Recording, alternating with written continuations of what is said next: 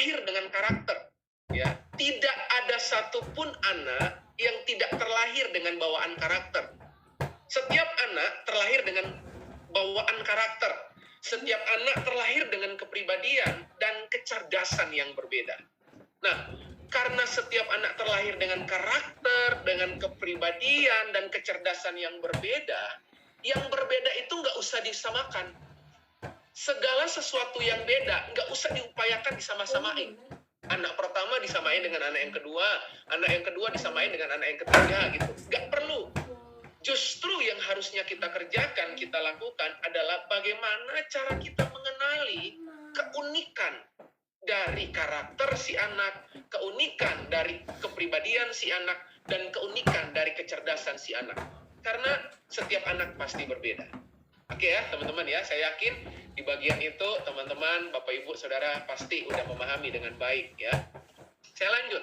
Nah, Bapak Ibu, ini yang penting sebelum kita masuk tentang pendekatan perilaku atau kita mengenalnya dengan DISC ya. Oke, ada siklus parenting Bapak Ibu rekan-rekan yang saya sebut itu dengan 5M. Nah, mari coba Anda belajar melihat siklus ini dengan baik. Kegagalan Anda mengenali siklus ini, kegagalan Anda mengidentifikasi siklus ini, bahkan kegagalan Anda menghidupi siklus ini, menyebabkan Anda akan sangat amat kewalahan dalam proses mendidik, bahkan mengantar dia pada sebuah jenjang kehidupan yang lebih baik. Oke? Di banyak ruang-ruang konseling saya jumpai orang tua yang kemudian lelah dengan anak, ya. Nah, kenapa orang tua lelah dengan anak, bahkan anak lelah dengan orang tua, atau bahkan sesama orang tua, suami, istri, ayah, papa, mama gitu ya, ayah, ibu gitu ya, mengalami kesulitan, ya, gak betah, capek, lelah, frustasi, burn out gitu ya, karena dia nggak mengenali siklus parenting. Nah, kita akan lihat sama-sama apa yang menjadi siklus parenting, yang saya sebutnya dengan 5M. Oke, nah perhatikan dengan baik-baik ya, siklus ini penting karena ini circle yang akan terus berputar, teman-teman ya. Nah, ini 5M-nya, Bapak Ibu rekan-rekan. Jadi M yang pertama, anak tangga pertama dalam mengenali siklus parenting, yang pertama adalah mengenal. Kemampuan kita mengenal anak kita, kemampuan kita mengenal orang tua, mengenal suami, mengenal istri, mengenal ayah, mengenal ibu, ya, papa mama ke anak, anak kepada papa mama, itu akan sangat menentukan rangkaian rel berikutnya. Oke? Waktu hal yang pertama saya lakukan, saya mengenal, oke, itu akan mengantar saya akan belajar menerima M kedua. Oke? Orang tidak akan mungkin menerima seseorang kalau dia tidak belajar mengenali seseorang. Oke? Jadi pengenalan Anda kepada anak Anda itu akan memudahkan Anda menerima, memaklumi anak Anda. Jadi setelah mengenal, ada yang kedua namanya menerima. Menerima apanya, Ko Jeff? Menerima semua hal. Menerima cara berbicaranya, cara bertindaknya, cara berpikirnya, cara berkata-katanya, cara dia ngambil keputusan gitu ya. Karena kita mengenal. Setelah mengenal, kita menerima. Nah, jangan berhenti di menerima. Karena level berikutnya, oke, itu udah masuk pada level emotionally. Namanya mulai belajar memahami. Oke? Karena ada yang kondisi-kondisi tertentu dalam kita memahami anak kita, ada banyak hal-hal yang sulit terpahami. Kenapa? Kesulitan kita memahami karena kita nggak clear di area mengenal dan menerima. Saya ulang. Ketidakmampuan kita memahami perilaku anak kita karena kita nggak pernah belajar menerima keunikan anak kita dan belajar mengenali anak kita. Makanya begitu Anda memahami dengan baik perilaku anak Anda, nanti kita akan belajar lewat DISC, Anda akan mudah menghargai gitu. Misalnya ada beberapa dari Anda punya anak misalnya ya. Anak yang pertama itu kecenderungannya itu pokoknya melakukan tindakan secepat mungkin daripada memastikan segala sesuatunya itu rapi atau ada benar-benar berjalan dengan baik. Ya, anak-anak yang tipikal tertentu akan lebih cenderung impulsif. jarang berpikir panjang, spontanitasnya tinggi. Ya, coba bayangkan kalau Anda punya anak pertama seperti itu, sementara anak kedua Anda justru punya kecenderungan perilaku, pemikir, ya, segala sesuatu dipikir sampai overthinking. Coba, Anda bisa bayangkan nggak bagaimana Anda belajar mengatasi, menghandle anak Anda dengan dua perilaku yang berbeda? Ingat, dua perilaku berbeda harus ditreatment dengan dua kecenderungan perilaku yang berbeda. Kita nggak boleh men-treatment anak kita dengan treatment yang sama, padahal kakak adiknya berbeda perilaku. Oke ya, setelah kita memahami, baru kita belajar menghargai. Oke, menghargai cara berpikirnya, menghargai cara dia berbicara, menghargai cara dia mengambil keputusan. Nah, setelah kita menghargai, baru yang terakhir, kita belajar menyesuaikan diri. Ya, belajar menyesuaikan diri. Gitu. Saya beri contoh, anak saya. Ya, anak saya itu, dia punya kemampuan membaca puzzle. Ya, berkali-kali saya pernah tes, gitu ya. Saya belikan dia puzzle pertama, isinya misalnya 20 piece, ya. Menariknya dia lihat satu kali, dia lihat gambar sekali. Saya coba tunjukkan Kesia, coba Kesia lihat gambarnya. Dia lihat sekali, dia hafal tek tek tek tek tek tek tek tek tek. Mungkin sekitar 1 menit. Lalu gambarnya itu saya ambil. Lalu dia kemudian menyusul puzzle yang berisi 20 itu. Dalam tempo singkat selesai loh, tanpa harus melihat gambar lagi loh. Sebaliknya bapaknya, ya, dari kekinian sampai kekekalan nyontek terus gitu ya, dan nggak pernah jadi gitu ya. Nah, satu ketika Bapak Ibu rekan-rekan, saya beli lagi puzzle yang isinya lebih banyak, ya, isinya sekitar 40 puzzle. Saya beli lagi, saya tunjukkan lagi gambar utuhnya. Ayo, Ken, coba. Papa pingin tahu bisa nggak? Dia lihat. Kali ini lebih lama dia lihat. Ya, dia lihat sekitar 2 menit. Dia lihat. Saya bingung ya, dia lihat apa ya? Ya, karena saya berulang-ulang kali melihat, berulang kali juga gagal gitu ya. Dia lihat, set. Lalu kemudian dia buat. Bapak Ibu rekan-rekan tahu apa yang terjadi? Sekali lihat gambar, dia buat sekali jadi. Tuh, lihat. Ya, dari situ kita udah bisa membaca perilaku-perilaku yang nampak dari si anak, yang kemudian kita bisa mendeteksi bakat yang anak itu punya. Nah, sehingga kita akan menghargai talenta yang Tuhan taruh, potensi yang Tuhan sematkan dalam kehidupan anak kita. Dan menyebabkan apa? Kita gampang menyesuaikan. Gitu. Contoh, saya kalau kasih perintah ke anak saya, itu mesti detail perintahnya. Ya, bahkan dia selalu mempertanyakan gitu ya. Coba bayangkan kalau kita nggak memahami bahasa perilaku. Oke ya, jadi 5M ini penting. Mengenal, menerima, memahami, menghargai, dan menyesuaikan. Nah, ini kalimat penting yang saya tulis. Sebelum kita mengenali perilaku anak kita, hal yang paling utama adalah ini. Kita perlu mengenali kecenderungan perilaku kita dulu sebagai orang tua. Ya, kenapa? Karena selalu ada potensi konflik antara orang tua dan anak. Saya ulang, ini penting. Selalu ada saja potensi konflik dari orang tua dan anak.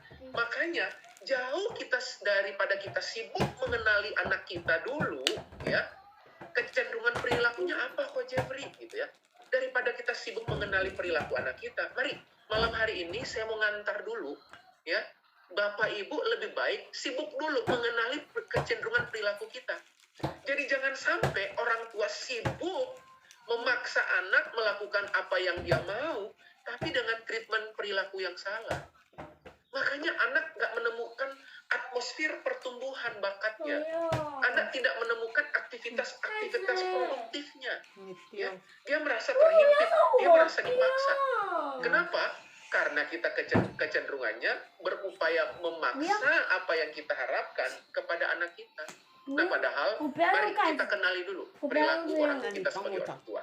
Nanti di bagian terakhir baru saya kasih tips ya. Malam hari ini lengkap banget. Saya kasih tips nanti gimana cara mengatasi, mentreatment anak yang dominan, anak yang intim, anak yang stabil, anak yang cermat. Ya. Kenapa? Udah lewat observasi 12 tahun ya sejauh ini ya. Oke ya, teman-teman. Saya lanjut. Nah, ini, oke. Oke, ada 4 dimensi perilaku.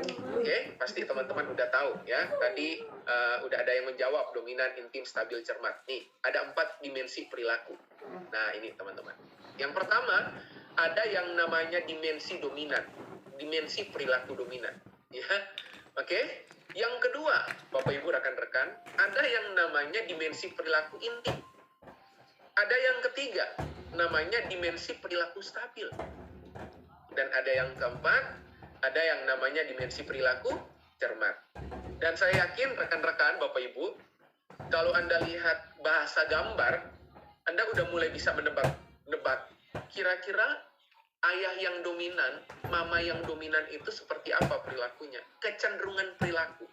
Oke? Orang tua yang intim itu seperti apa? Orang tua yang stabil seperti apa? Orang tua yang cermat seperti apa? Ya, Anda kebayang nggak? Papanya stabil, anaknya dominan. Ya, Anda kebayang nggak dalam sebuah rumah tangga ya, papa mamanya stabil cermat, anaknya ada 2, satunya intim mentok, satunya dominan mentok. Iya, ya Anda bisa kebayang ya. Wah, itu seperti halnya pertempuran sengit yang kadang-kadang kita nggak tahu bunyi lonceng ronde pertamanya kapan dan lonceng bunyi ronde terakhir itu kapan, kita nggak tahu ya. Seakan-akan dunia baru teduh tenang, aman, nyaman itu pada saat semua terlelap. Ya, suasana rumah jadi tenang, damai gitu ya. Nah, kita akan sama-sama belajar melihat malam hari ini. Oke, dominan, intim, stabil, cermat. Jadi DISC itu, Bapak Ibu rekan-rekan yang baru pertama kali dengar alat atau tools perilaku yang namanya DISC. DISC itu bukan diskon ya, Bapak Ibu ya. Jalan-jalan ke Pascal 23 ya. Ya, lalu kemudian ada DISC gitu ya. Itu diskon gitu ya. 20 plus 10 gitu ya. Apalagi pakai aplikasi tertentu diskon lagi 5%. Bukan Bapak Ibu ya. DISC itu bukan diskon gitu ya. Lalu DISC itu bukan zaman dulu ya, nggak tahu sekarang udah nggak ada kali ya, piringan hitam ya tipis yang ada bolongnya di tengah gitu ya, ya disk gitu ya, ya jadi biasanya saya suka dengar, Ko Jeffrey disknya saya apa, disknya apa gitu ya, jadi jangan dibaca disk ya, tapi DISC ya, karena itu dominan, intim, stabil, cermat. Oke, nah lebih dalam ya, lebih dalam kita akan lihat. Nah, ini. Nah, buat teman-teman yang baru pertama kali dengerin, ya, ini menarik. Kenapa DISC? Ya, kenapa DISC? Karena DISC itu adalah sebuah ilmu perilaku praktis dan aplikatif. Ya, ditemukan pada tahun 1926 oleh William Marston, penemu lie detector.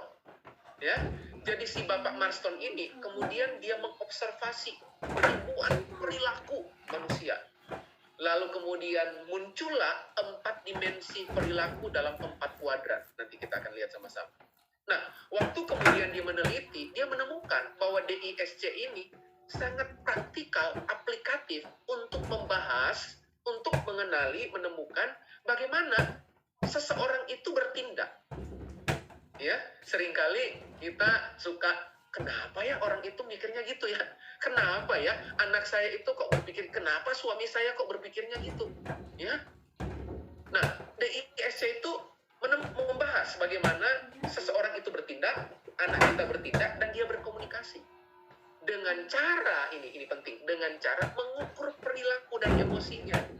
Gitu. Jadi, Bapak Ibu rekan-rekan, ya, nanti alat tes yang Anda isi, itu alat tes yang simple, yang tidak menghadirkan grafik, ya. Tapi kalau Anda ingin lengkap menghadirkan grafik, nah itu ada tesnya, Bapak Ibu ya, berbayar gitu ya, berbayar. Nah itu ada gambarnya di depan, ya. Jadi ada nanti muncul dalam 3 grafik, Bapak Ibu rekan-rekan. 3 grafik itu terbagi dari 3 ekspresi. Jadi 4 dimensi perilaku itu memunculkan 3 ekspresi perilaku. Saya ulang. 4 dimensi perilaku, dominan, intim, stabil, cermat, itu menampilkan 3 ekspresi perilaku.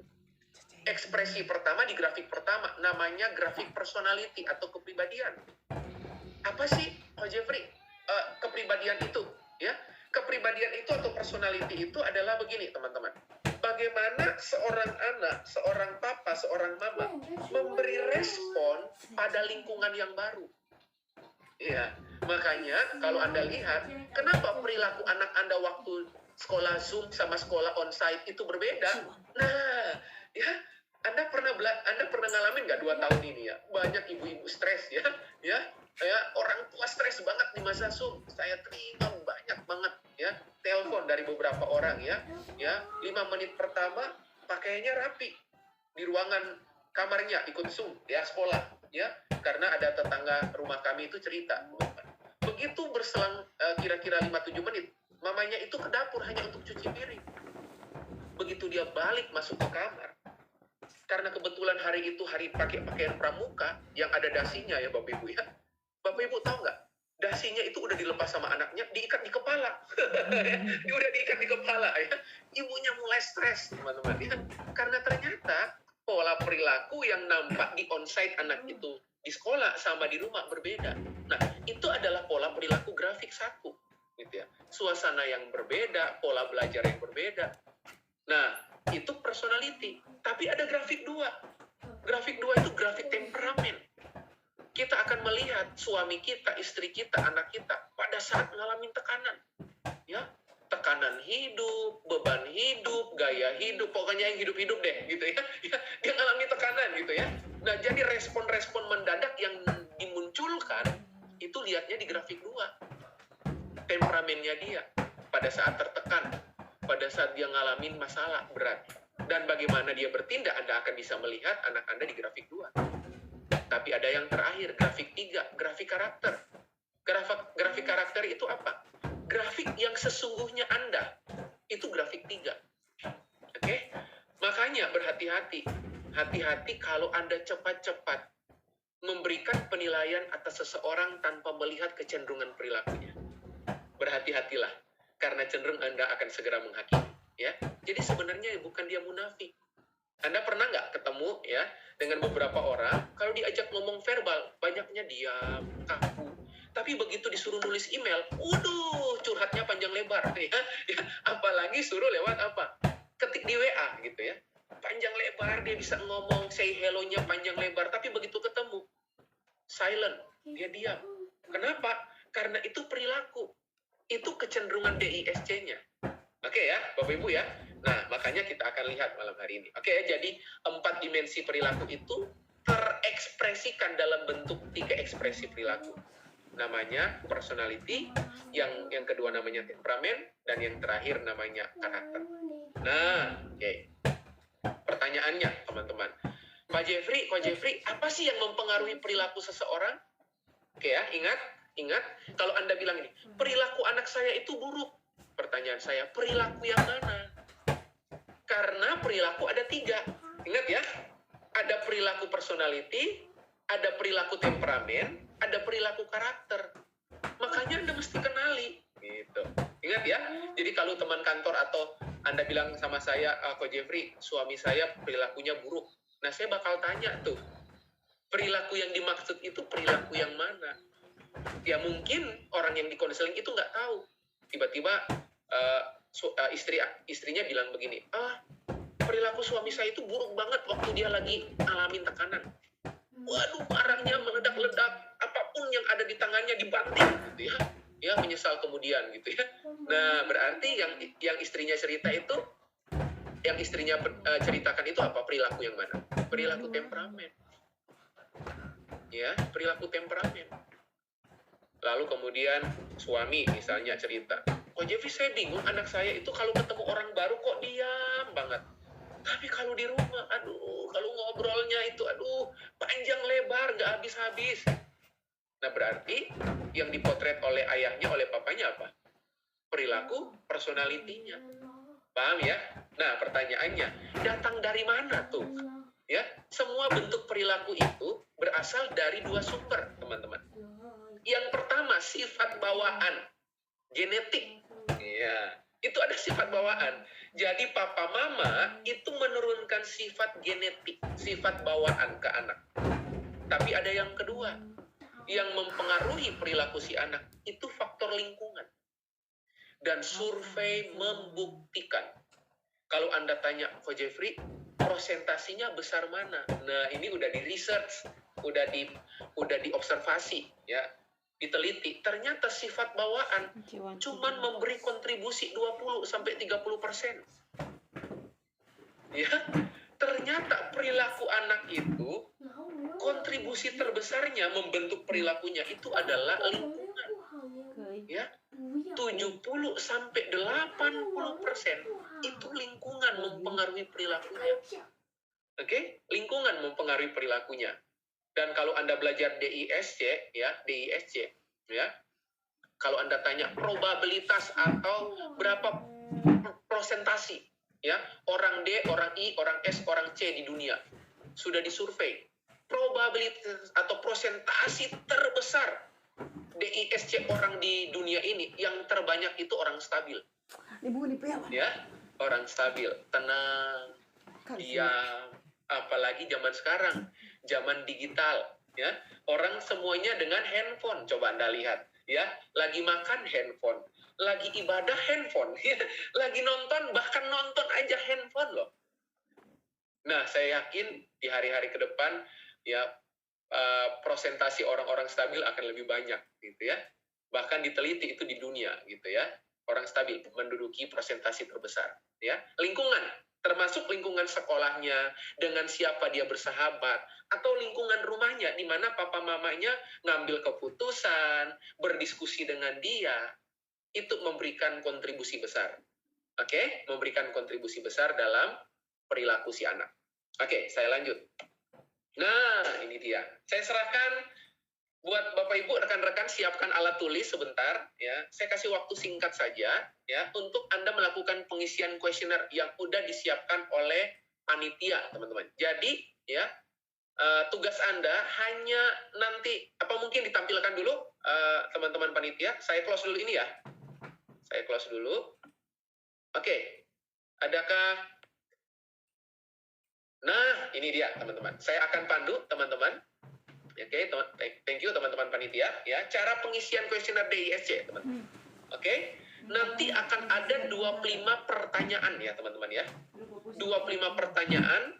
Tugas Anda hanya memilih karakteristik yang paling sesuai dengan Anda. Ingat, ini bukan anak Anda ya. Bukan. Dengan Anda, karena malam hari ini tagline dari acara ini menemukan gaya kepribadian atau gaya perilaku orang tua. Kenapa? Karena orang tua harus dikenali dulu. Nah, nanti mengenali anak gimana? Nanti Anda akan tahu pada saat saya memaparkan materi. Dan bagaimana tips menghadapi anak dominan intim stabil cermat? Ada. Lalu sekaligus saya akan tunjukkan sama teman-teman apa sih yang harus dilakukan orang tua ke anak dengan DISC. Jadi lengkap satu paket malam hari ini ya. Jadi ingat teman-teman, karakteristik yang paling sesuai ya. Jadi bukan yang ingin Anda mau, yang ingin Anda miliki, yang kepingin Anda raih, bukan. Yang ingin Anda lakukan, bukan. Tetapi karakteristik yang memang benar-benar Anda. Oke ya, yang benar-benar itu saya banget gitu ya. Nah, caranya gimana? Dari 25 pertanyaan berarti setiap nomor itu ada 4. Ada 4 statement. Ya, seperti itu ya. Nah, tugasnya Anda, misalnya, nomor 1 ada A, B, C, D. Gitu ya. Nomor 1 misalnya A. Nomor 2 A. Nomor 3 C. Oke ya. Karena setiap nomor ada 4 pernyataan. Tinggal milih aja. Nah, oke. Bisa kembali ke yang halaman pertama, halaman sebelumnya. Oke. Oke. Nah, setelah itu, teman-teman, setelah itu Anda total ke bawah. Oke. Anda total ke bawah, oke, bisa balik lagi. Nah, Anda total ke bawah, nomor 1 sampai ke nomor 25, Anda total. Jumlah A berapa, jumlah B berapa, jumlah C berapa, jumlah D berapa. Oke? Berarti totalnya itu A ditambah B ditambah C ditambah D, itu 25. Kenapa 25? Karena ada 25 nomor. Jadi tidak boleh setiap nomor 2 jawaban, nggak boleh. Oke? Dan ingat pada saat Anda menjawab, ya, lihat semua statement pada konteks. Coba balik di slide sebelumnya supaya saya pastikan. Nah, pada konteks itu titik yang terakhir, ya. pada saat Anda memilih jawaban yang ada, bayangkan semua perilaku Anda di rumah. Ya, bukan di kantor ya. Bukan di kantor, bukan di pelayanan loh ya. Bukan di tempat pekerjaan, bukan dengan tetangga, bukan. Apalagi dengan anak tetangga. Ya, bukan ya. Ya, bayangkan semua perilaku Anda di rumah, di rumah. Di rumahnya siapa kok ya? Ya di rumah Anda, bukan di rumah tetangga ya. Ya. Oke ya. Bayangkan semua pertanyaan dengan perilaku Anda di rumah.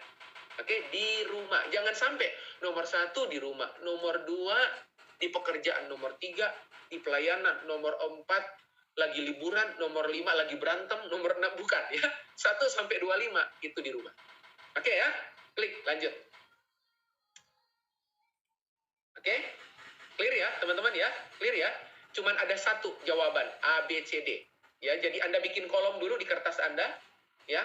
A ke bawah, B ke bawah, C ke bawah, D ke bawah, ya. Jadi ada 4 kolom ke bawah, ya. Ya, ada 4 kolom gitu ya. Lalu ada yang ke kanan, ya. Oke ya. Jadi 4 ke kanan, 25 ke bawah. Clear teman-teman? Oke, kita masih cukup waktu, oke. Oke, saya pikir nah, ingat teman-teman, nggak perlu dipikir lama ya. Ini jawaban spontan, ya. Top of mind Anda. Karena semakin banyak dipikir, semakin bias jawaban Anda. Ya, karena biasanya yang muncul pertama kali jawabannya, itu jawaban yang paling tepat. Ya, jadi jangan diolah ya. Rasa-rasanya kalau gini, jika A maka B, jika C maka D. Jangan gitu, teman-teman. Ya, jangan. Yang spontan aja. Oke ya, yang spontan. Jadi, saya pikir setiap nomor harusnya 10 detik, 15 detik selesai. Ya, setelah menjawab, setelah membaca soal tentunya. Setelah membaca soal, harusnya 5-10 detik selesai. Oke, silakan. Oke, ini pertanyaan nomor 1, teman-teman. Ingat, konteksnya di rumah.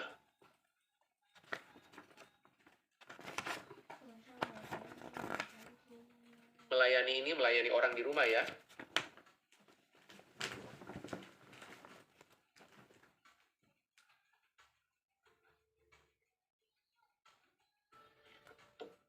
Oke, cukup ya. Nomor 1 sudah, next. Nomor 2.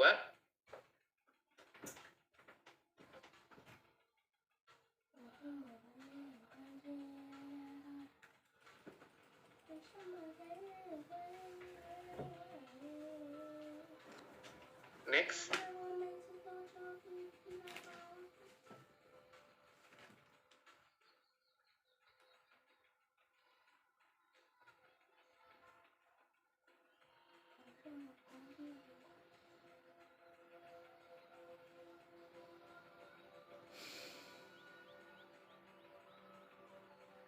Next. Nomor 4.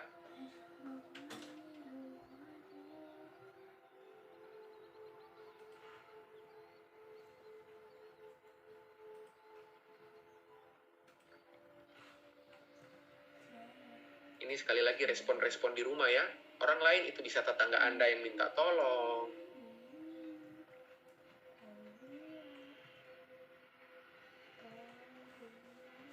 Keadaan statis itu keadaan yang menetap, tidak berubah.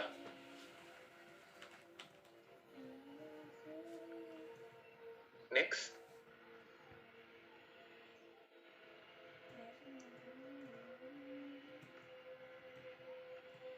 Dalam tim itu dengan orang-orang di rumah ya.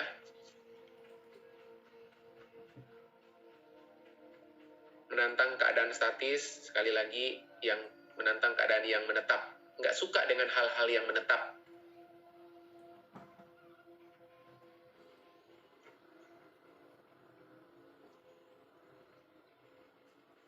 Next.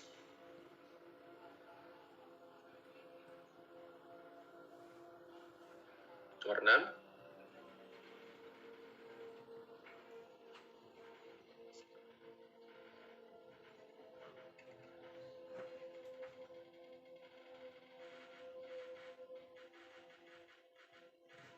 Sistematis itu berurut ya teman-teman ya, terstruktur.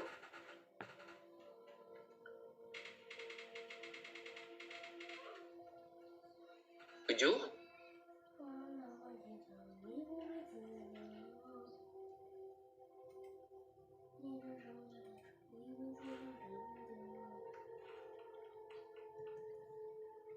Sekali lagi, yang sesuai dengan Anda ya.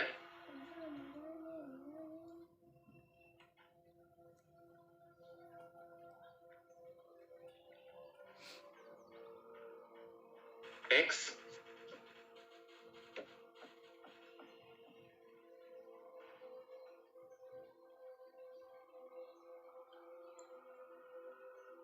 Akurasi itu ketepatan.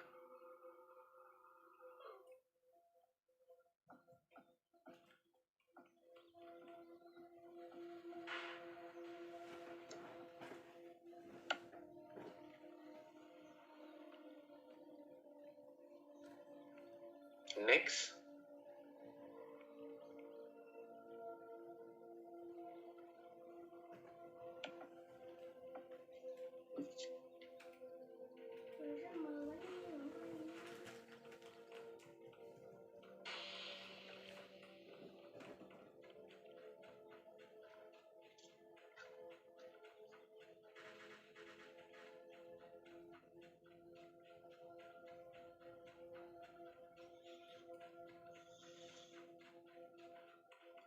Next.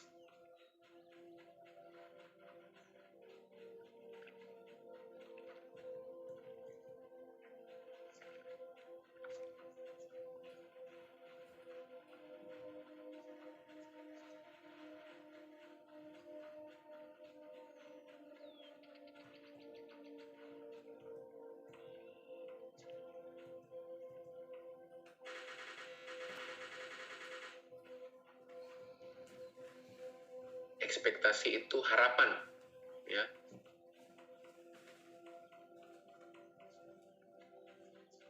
Oke, 10 pertama, selesai. 11. Perspektif itu cara pandang.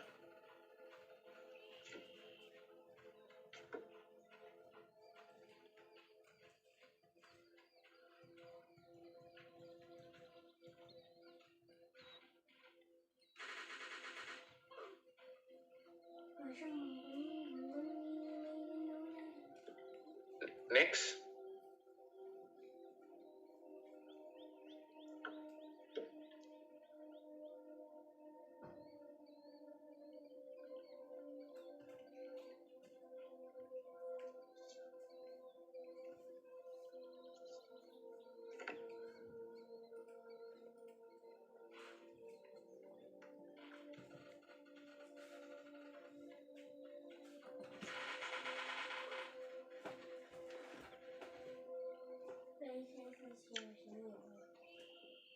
Next.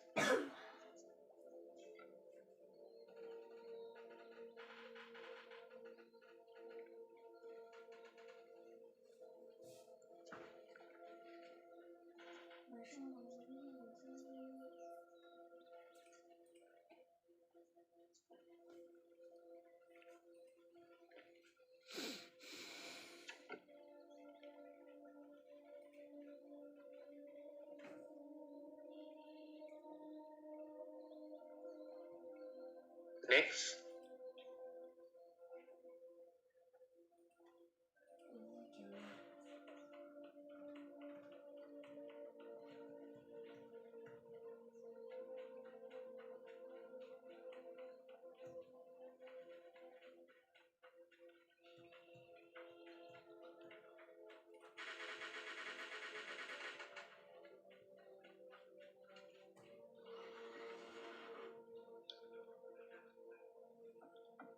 Next.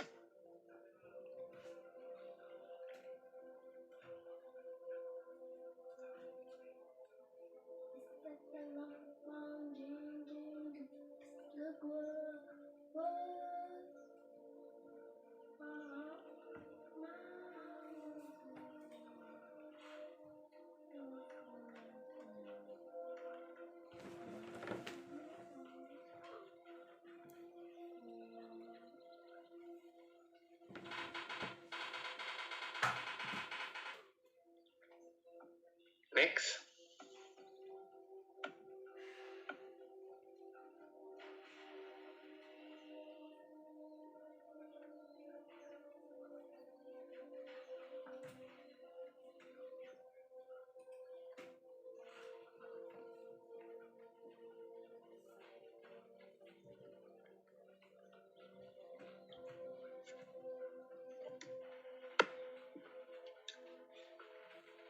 Next.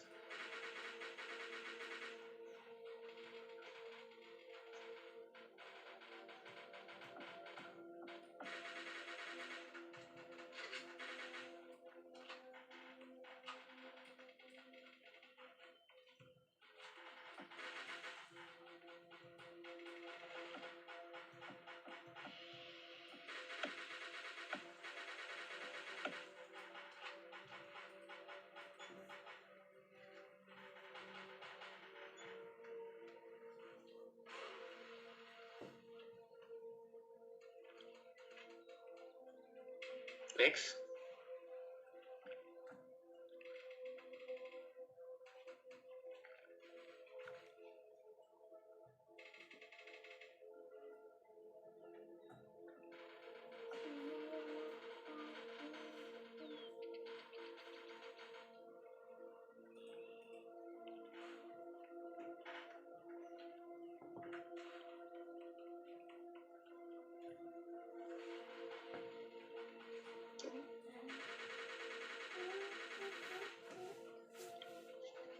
Okay, next.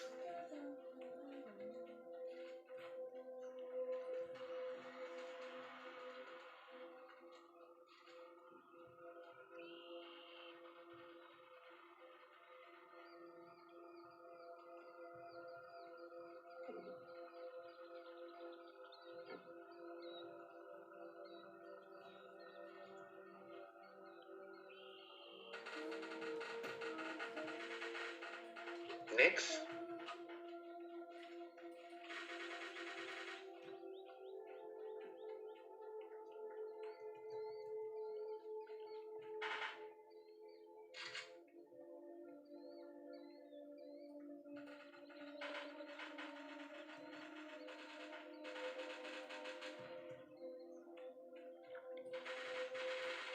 Oke, 5 nomor terakhir. Next.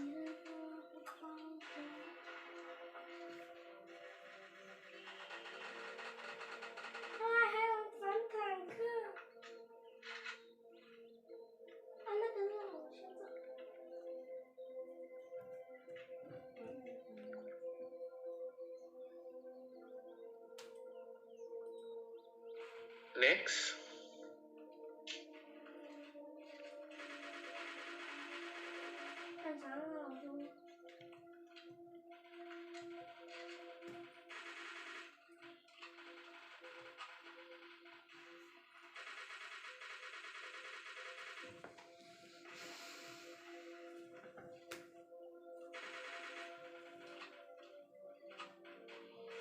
Nó con Danny también que Next. tiempo voy así.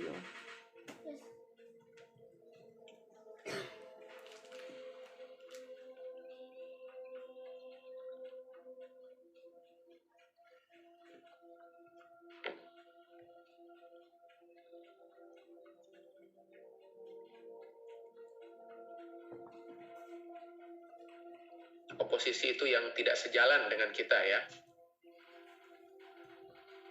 Next.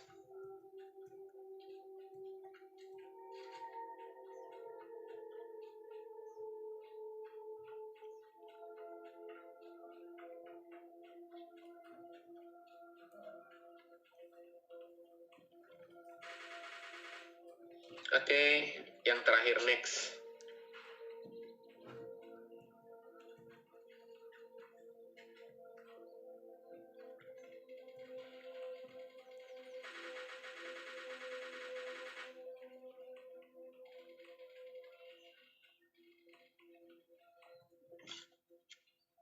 Oke.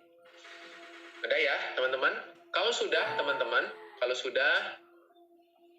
tolong Anda jumlahkan ya, jumlahkan ke bawah tentunya ya, karena A, B, C, D kan dari kiri ke kanan ya. A itu ada berapa total yang Anda pilih, B ada berapa, C ada berapa, D ada berapa. Oke? A ada berapa, B jumlahnya berapa, C ada berapa, D ada berapa. Oke, dan total A ditambah B ditambah C ditambah D itu 25, teman-teman. Ya, 25. Nah, oke. Nah, seperti ini, seperti yang di depan Anda. Oke. Nah, setelah Anda total, Anda perhatikan dua angka tertinggi. Oke, dua angka tertinggi dari total A, total B, total C, total D. Dua angka tertinggi. Oke? Dua angka tertinggi. Sudah? Nah, kalau sudah teman-teman, total A itu mewakili perilaku dominan. D. Total B itu mewakili perilaku intim. Oke? C itu mewakili perilaku stabil. S. Dan yang terakhir, total D itu mewakili perilaku cermat. Oke? Berarti teman-teman, Bapak Ibu udah ketemu nih. Oke? Dominan, intim, stabil, cermat.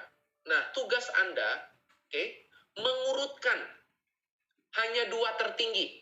Contoh, D saya 10, I saya 5, S saya 3, C saya 2. Berarti perilaku DISC saya D dan I. Karena D yang tertinggi 10, I 5. Oke ya, jadi diurutkan. Nomor 1 yang tertinggi, nomor 2 yang urutan kedua, ya setelah yang tertinggi. Oke ya, nah itulah yang menampilkan peta perilaku Anda, kecenderungan perilaku Anda. Jadi bisa DI, DS, DC, atau CS, CI, CD bisa. Oke ya, teman-teman ya, udah ketemu ya? Oke, nah kalau Anda tanya, terus seperti apa setelah saya tahu? Nah, ini akan saya lanjutkan, teman-teman ya. Saya lanjutkan kepada apa yang kita akan sama-sama lihat malam hari ini. Bentar, saya share screen.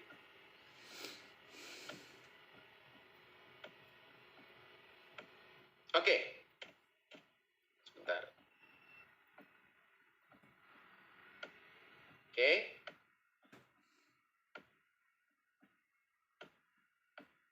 Nah, kita akan masuk pada bagian terakhir dan setelah ini kita selesai, kita akan banyak tanya jawab, teman-teman ya. Oke. Nah, teman-teman Anda lihat ya, saya akan mengantar Anda perhatikan pada tipe perilaku yang nampak. Oke ya. Tipe perilaku yang nampak yang Anda punya. Oke, lihat ada 4 kuadran. Ada kuadran agresif, langsung spontan, tapi ada yang pasif, tidak langsung hati-hati. Oke, yang atas agresif langsung spontan, yang bawah pasif, tidak langsung hati-hati. Yang sebelah kiri itu fokus sama tugas, sebelah kanan fokus sama orang. Oke, paling kiri fokus ke tugas, paling kanan fokus ke orang. Nah, kuadran dominan itu ada di kuadran agresif, langsung spontan, fokus ke orang. Nah, lihat, orang tua yang dominan, atau anak yang dominan, selalu cari cara yang paling cepat. Makanya anak-anak dominan itu, orang tua yang dominan itu nggak sabar, cenderung temperamen, gitu ya. Pingin melakukan segala sesuatu secara cepat, makin bagus, ya. Motonya, tolong percaya saya, gitu ya. Karena orang dominan itu sangat fokus kepada otoritas dan kuasa. Makanya kalau punya atau suami yang dominan itu cenderung ini, percaya dong sama saya gitu. Apa yang saya putuskan itu yang terbaik, seperti itu. Nah, karena memang cenderung agresif, langsung spontan, fokus sama tugas, sukanya maksa. Ya, fokusnya sangat suka maksa. Dan ingat, orang tua yang dominan, ingat, yang kita bahas ini orang tuanya dulu, orang tua yang dominan, atau mungkin anak yang dominan, ya, slogannya begini, kerjakan saja, nggak usah banyak tanya. Makanya, tipikal perilaku yang dominan, makin banyak ditanya-tanya, begitu dia nggak bisa jawab, dia bisa emosi. Ya, karena dia merasa, kok kamu nggak ngerjain, gitu. Kok kamu nggak melakukan? Oke ya, cenderung agresif tentunya. Itu kuadran dominan, warna merah. Oke? Saya lanjut, teman-teman. Gimana dengan kuadran intim? Kuadran intim itu agresif, langsung spontan, sama dengan orang dominan. Tetapi kalau orang dominan itu fokus sama tugas, orang intim itu fokus sama orang. Perilaku intim itu fokus sama orang. Makanya lihat, orang yang dominan murni bisa kehilangan hubungan, dia nggak apa-apa. Putuskan sesuatu, nggak berempati, nggak apa-apa. Tapi dengan yang intim, itu bisa sangat perasa, ya. Dia punya strong feeling gitu ya. Makanya begitu dia melakukan segala sesuatu yang salah, dia cepat merasa guilty feeling gitu ya. Nah, kecenderungan perilaku intim selalu cari cara yang menyenangkan.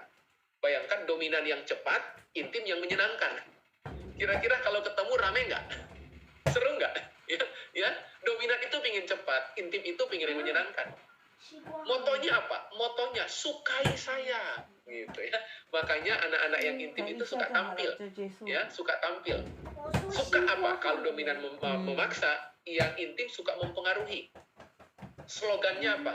You can do it. Wah, ya, kamu dapat melakukannya. Cenderung banyak bicara. Sementara dominan itu cenderung agresif, intim itu banyak bicara, teman-teman. Kebayang nggak kalau dalam ruang virtual hari ini, Anda itu orang tua yang dominan intim? Wah, udah cepat, menyenangkan, orangnya persuasif. Bayangkan, udah suka maksa, mempengaruhi lagi. Kebayang nggak kira-kira? Ya, suka maksa, tapi persuasifnya tingkat tinggi. Nah, berhati-hati, orang tua yang dominan intim atau intim dominan, hati-hati. Area integritas akan menjadi pertempuran sengit. Ya, karena Anda dengan mudah ngomong, tapi Anda akan cenderung melupakan, gitu ya. Slogannya, kamu dapat melakukannya. Beda dengan yang sebelah kanan bawah. Kanan bawah itu pasif, tidak langsung, hati-hati. Fokus banget sama orang. Nah, kalau dominan itu cepat, intim itu menyenangkan, stabil itu selalu cari cara yang mudah. Kalau Anda punya anak stabil, ya, dia nggak mau repot. Nggak mau, ya. Pokoknya dia bakal tanya, "Mah, yang mudah yang mana, Mah?" Gitu ya. Kalau anak dominan, "Mah, yang cepat yang mana?" Gitu. Anak intim coba, yang menyenangkan itu yang mana? Gitu. Makanya lihat, ya, suami istri, ya, kalau ada dalam satu mobil terus kesasar, ya, istrinya bilang, "Pak, pakai Waze dong, pakai Google Map." Wah, suaminya dominan gitu ya. Nggak usah, ya, saya hafal jalan, ternyata hafalnya sampai kesasar gitu ya. Dominan itu cenderung cari cara, cari jalan yang paling cepat. Intim itu kesasar nggak apa-apa. Yang paling penting dinikmati, menyenangkan gitu ya. Stabil yang paling mudah, cari yang paling mudah. Motonya apa? Pastikan saya aman.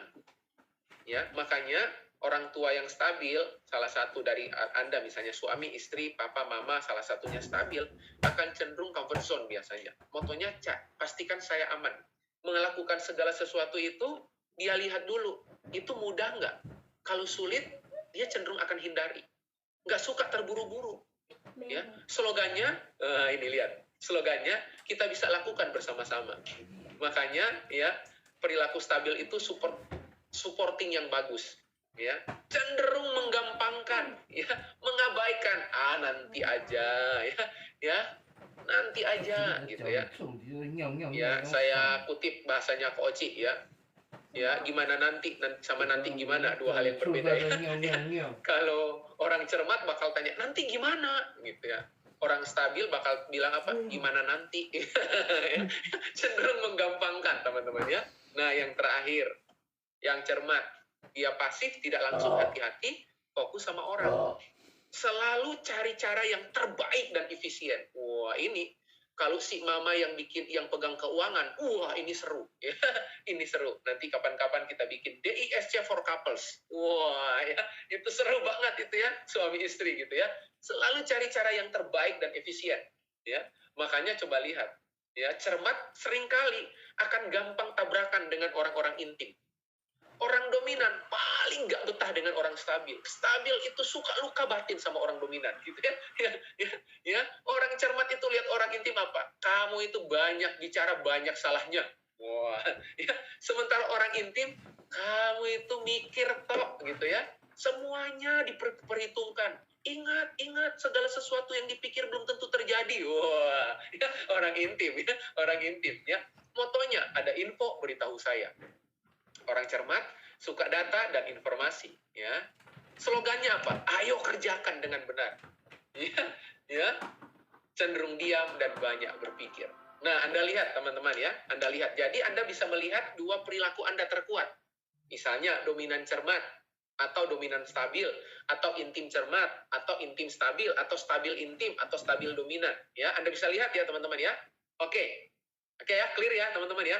Bapak Ibu ya, clear ya. Anda udah lihat. Nah, sekarang saya mau tutup dengan janji saya yang tadi ya. Bagaimana cara tips menangani anak yang dominan, intim, stabil, cermat. Ya, kalau ada pertanyaan, Coach Jeffrey, gimana cara mengatasi suami yang dominan? Nanti di pertanyaan ya, nanti kita akan lihat sama-sama ya. Nah, ini khusus yang berikutnya. Ini khusus untuk anak, teman-teman ya, supaya seimbang ya. Yang tadi sudah, ini suami istri, bapak ibu, papa mama ya. Nah, dominan, intim, stabil, cermat sudah. Nah, sekarang saya mau tutup bagaimana cara kita memanage ya perilaku anak yang dominan, yang intim, yang stabil, yang cermat. Pertanyaannya, Coach Jeffrey, saya taunya dari mana anak saya dominan, intim, stabil, cermat? Udah, lihat aja peta yang di depan Anda ini, kuadran ini. Anda udah bisa mulai observasi. Kira-kira anak saya itu intim cermat. Kira-kira anak saya itu dominan stabil, misalnya. Misalnya, oke ya? Oke ya, Anda udah bisa tebak. Temukan dua kecenderungan perilaku, jangan cuma satu, dua. Ya, dua. Yang pertama itu primer, yang kedua itu sekunder. Ya, Coach Jeffrey, ada perbedaan nggak antara orang dominan intim sama intim dominan? Ada. Karena yang primer itu akan cenderung punya bobot, punya prosentasi perilaku yang lebih nampak daripada yang sekunder. Oke ya, clear ya teman-teman ya. Nanti kita pertajam kalau ada tanya jawab. Oke. Nah, ini tips menghadapi anak dominan. Wah, ini ya. Nah, ya. Bagaimana tips menghadapi anak dominan? Buat Bapak Ibu, ya, yang punya anak di rumah yang dominan, ya, bahkan sangat dominan, ini tips-tipsnya, ya. Yang pertama, tolong Anda sebagai orang tua, kalau ketemu dengan anak dominan, tolong berikan perintah yang singkat dan jelas. Ya, makin panjang penjelasan Anda, itu buat anak dominan makin tidak menyenangkan.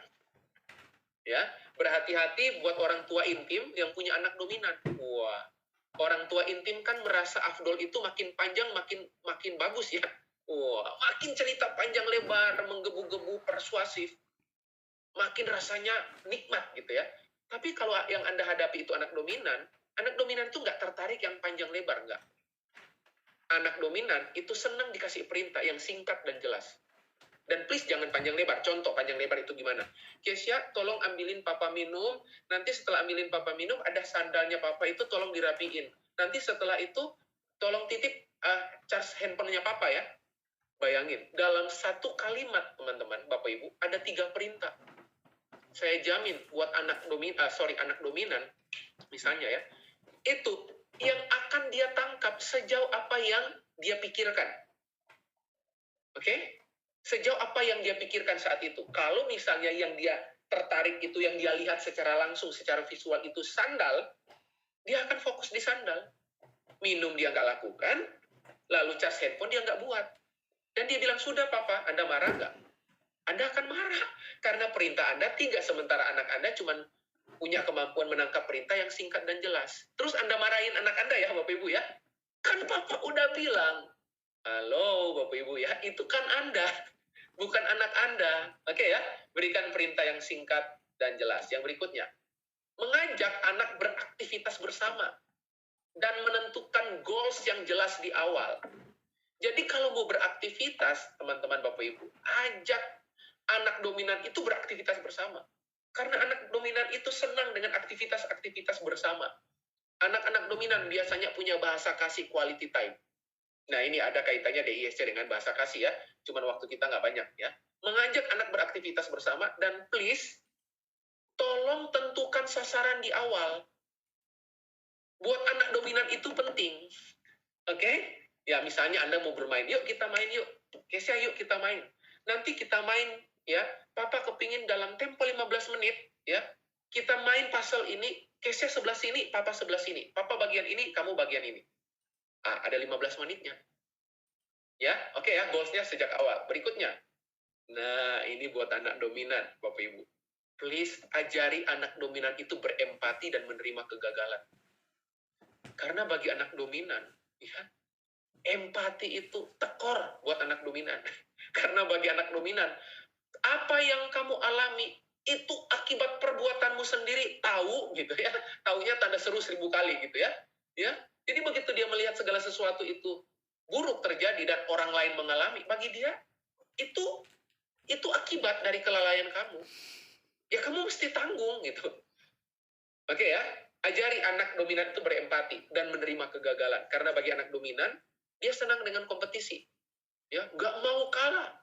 Ya, nggak ada kamus kegagalan dalam hidup anak dominan. Ya, gimana caranya saya tetap menang?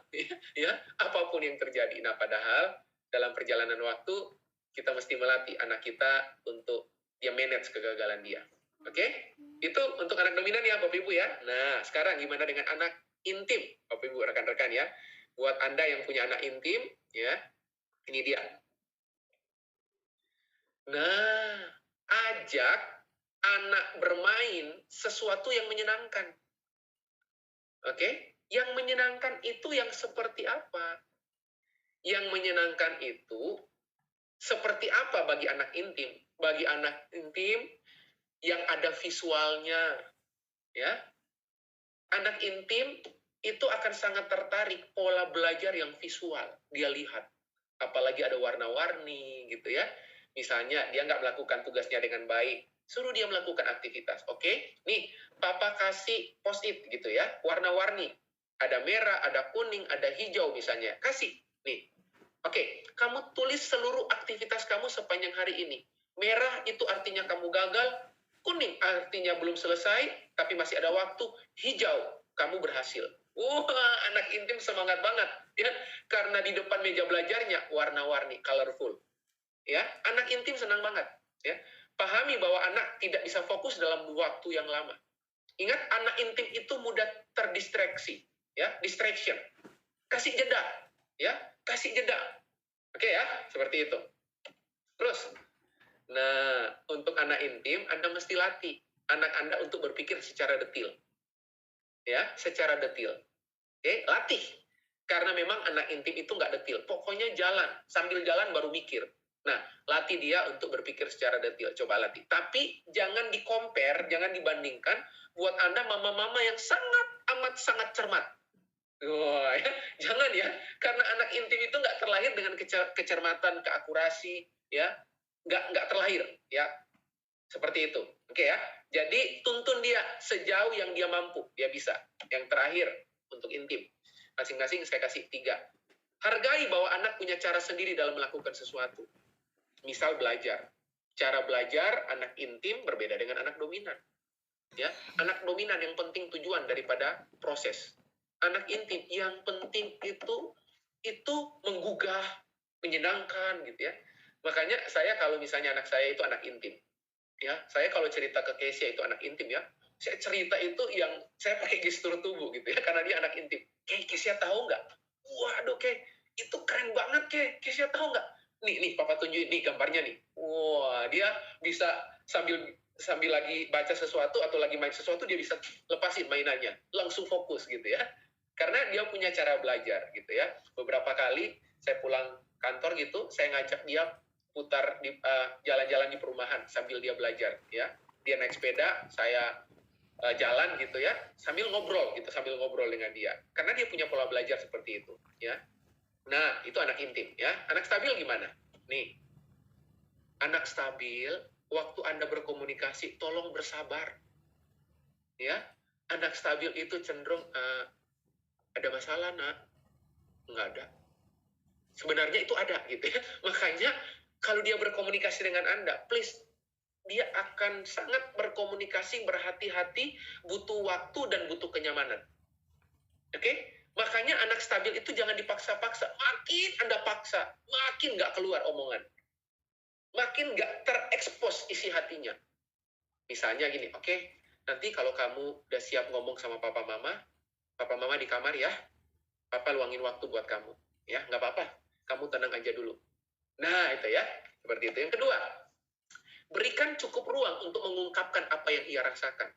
Ya, Please dengan anak stabil jangan suka dipotong pembicaraan. Dia baru ngomong, itu kan papa kan udah bilang. Waduh, Bapak Ibu ya, ketemu anak stabil saya berani jamin ya, dia nggak akan mudah lagi cerita sama Anda. Makanya dia lebih mudah cerita sama teman baiknya, cerita sama lingkungan sekolahnya. Karena dia merasa setiap kali dia ngomong, dia disalahkan. Dengan anak stabil, waktu dia bicara, dia ngomong, tangkap empatinya. Oke? Oke, papa ikut sedih loh dengan cerita kamu. Terus yang kamu rasakan apa sekarang? Nah, masuk lewat empati. Karena anak stabil sangat berempati. Kebutuhan emosionalnya itu pada empati, kita memahami apa yang dia rasakan. Oke ya, masuk dari situ. Yang terakhir, stabil. Jangan pernah memaksanya karena akan membuatnya semakin tertutup. Tadi saya udah bahas. Oke? Ya, karena anak stabil itu cenderung tenang. Ya, anak stabil itu cenderung moody. Ya, anak stabil itu cenderung sensitif hatinya, gitu ya. Makanya coba pastikan Anda nggak maksa. Ya, karena makin maksa akan makin membuat dia tertutup. Oke? Nah, yang terakhir. Anak cermat. Oke, nih Bapak Ibu. Oke? Tips menghadapi anak cermat. Oke? Selalu komitmen dan menepati janji yang telah dibuat bersama anak. Jangan coba-coba tidak menepati janji kepada anak-anak cermat. Bukan berarti dominan intim stabil nggak berarti, oh kalau gitu kebetulan anak saya puji Tuhan intim misalnya. Nggak usah, ya abaikan aja kalau bikin janji. Jangan juga. Bukan seperti itu maksud saya. Tetapi dengan anak cermat, itu dia sangat kasih atensi di area komitmen dan ketepatan janji. Oke, dia sangat pegang. Oke, makanya lihat, anak dominan intim stabil cermat itu mengalami luka batin yang berbeda. Ya, kalau Anda di retreat pemulihan, anak cermat gampang banget luka batin dengan apa? Ada 7 gambar Bapak yang dirusak oleh iblis kalau Anda belajar hati Bapak.